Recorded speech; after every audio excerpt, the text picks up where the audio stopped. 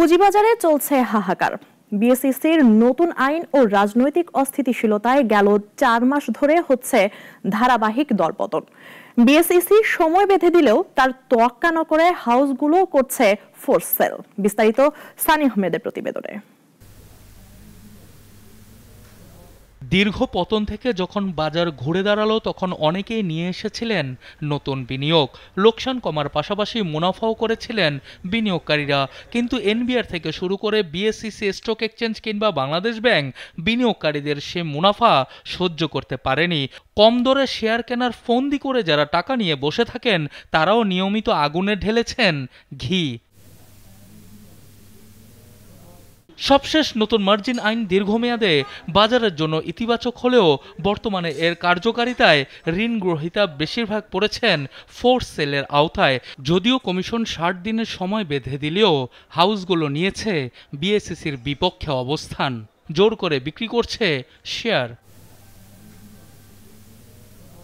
সার্বিক মন্দা পরিস্থিতির সঙ্গে আরও যোগ হয়েছে চলমান রাজনৈতিক অস্থিরতা, যে কারণে বৃহস্পতিবার সূচক প্রায় ৬ মাসের সর্বনিম্নে নেমে এসেছে।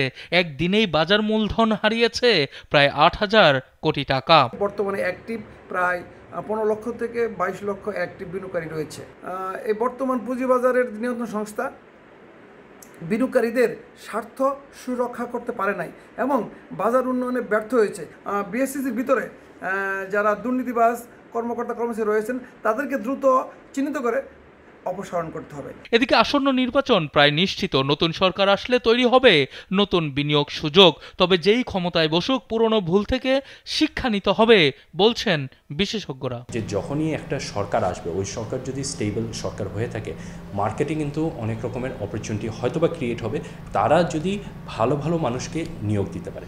সো আমরা আশা করব যে এই বা অ্যাটলিস্ট আমাদের কামনা থাকবে নেক্সট সরকারের কাছে যে আপনারা অবশ্যই পুরানে যে ভুলগুলি হয়েছে ওই ভুলগুলি আপনারা না করবেন। বৃহস্পতিবার মিউচুয়াল ফান্ড বিধিমালা ২০২৫-এর গেজেট প্রকাশ করেছে বিএসইসি।